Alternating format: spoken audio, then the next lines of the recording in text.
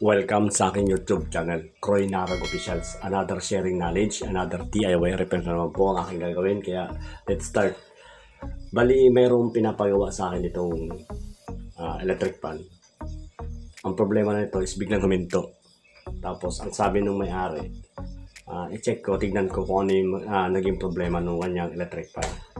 Pero, ang sabi niya, kung sakasakaling ang problema is ang motor or sira na yung motor, hindi niya na ipapagawa. Kaya yun yung itetest natin kung sira talaga yung motor niya. Tapos siguro ang gagawin ng may-ari, bibili na siguro siya ng bago. Kaya itest natin. Bali, tatanggalin ko lang to. Dito na ako pumupunta kaagad kung sakaling nagtest ako ng motor ng electric fan. Kung sira na. Bali, bubuksan mo lang itong likuran.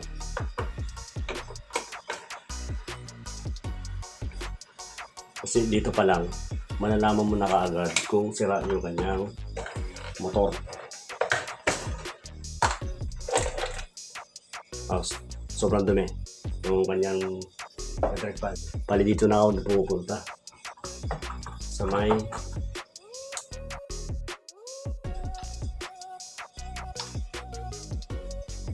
putulin na lang muna natin ito.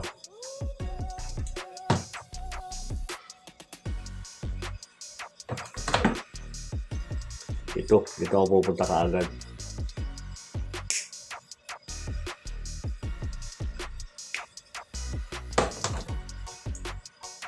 Sa may pinag-connection na capacitor, pupunta dun sa motor. Dito kasi, pag sa dalawang wire na to, malalaman mo na kaagad kung sira yung motor. Palikuran tayo multimeter, test natin.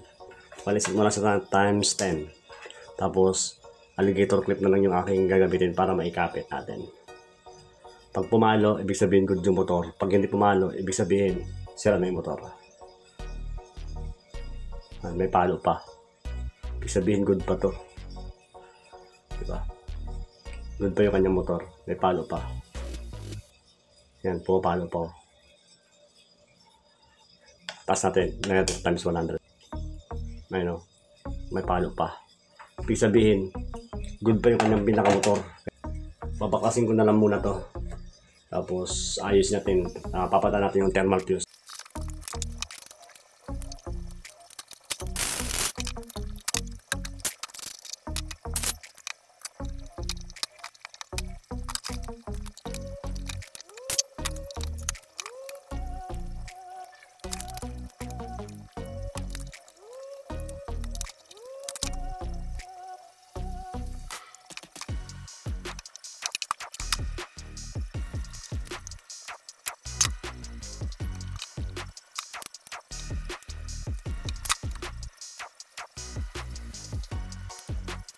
Natanggal ko na yung pinaka housing, lahat nung nakalagay kanina dito natanggal ko na. Tapos pinaklas ko na. Ang kagandahan lang dito is yung kanyang pinaka lagayan ng mga wire, nakahiwa-hiwalay. Kitang-kita mo talaga kung saan nakalagay yung kanyang mga wire. Yan. Kita mo. Kaya madali natin ito papatan. Ito yung nakasira, thermal fuse. Bali ang gagawin ko dito, hindi ko na ito babaklasin. Kasi kung puputulin pa natin yung mga tali dito, baka mamaya maputulan pa tayo ng winding, no? Medyo mahirap gawin. Kaya yung thermal fuse na nasira na to, hindi ko ito tatanggalin. Tapos ito yung ipapalit ko, lalagay ko na lang siya dito. Yan, ihinan ko na lang siya dito. Tapos yun yung ikakapit natin dito na lang. Yun lang yung gagawin ko.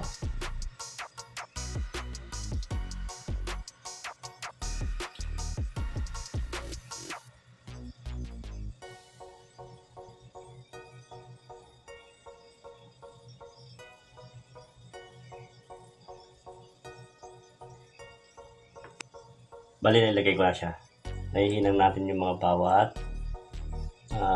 hibla nung thermal fuse. No? Pinaka dito at saka dito. Bali, tatali ko na ito ng cable tie para dumikit siya dito sa may winding para ma-detect na yung init. Yan. Kasi yung trabaho niyan mag-detect ng init. Kasi pag uminit yung kanyang motor, ito yung nagka-cut off. Ito yung nasira. Tapos cable tie ko na lang ito.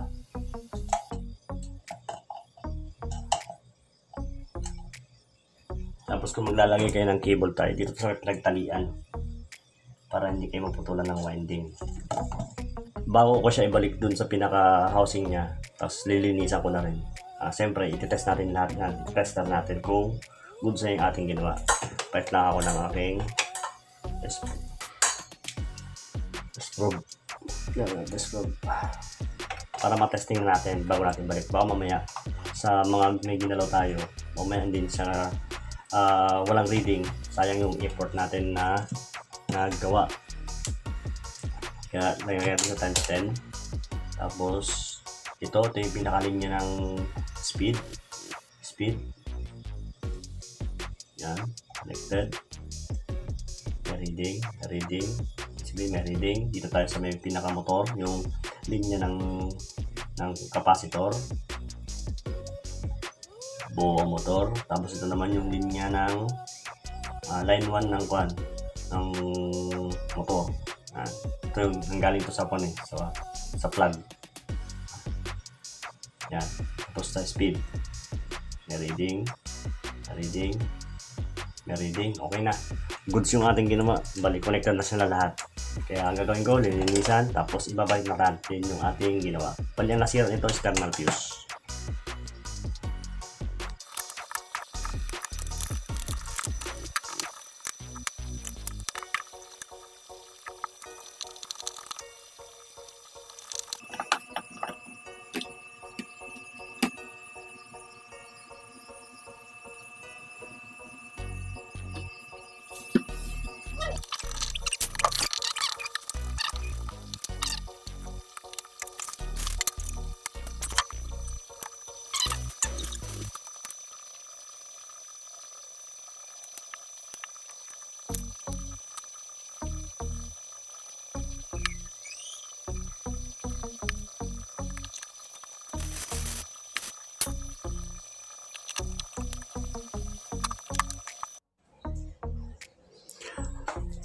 Tapos ko na po pala siyang i-assemble itong DIY repair ko na electric fan. Ito na po yung final test niya. Bali, isasasak natin, tapos titest natin yung speed 1, 2, 3 kung nagana na. Tapos may isa pa akong pinalitan dito sa likod, yung pinyang capacitor. Bali, bago ko kasi i-assemble to, tinignan ko yung capacitor niya kung okay pa. Pero pababa na yung value niya, kaya pinalitan ko na ng bagong capacitor. Kaya testing na natin, saksak ko lang. Ito yung kanyang plug. Saksak ko lang dito sa outlet. Tapos speed number 1.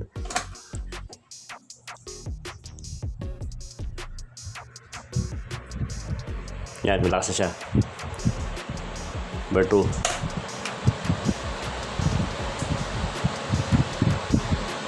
Number 3.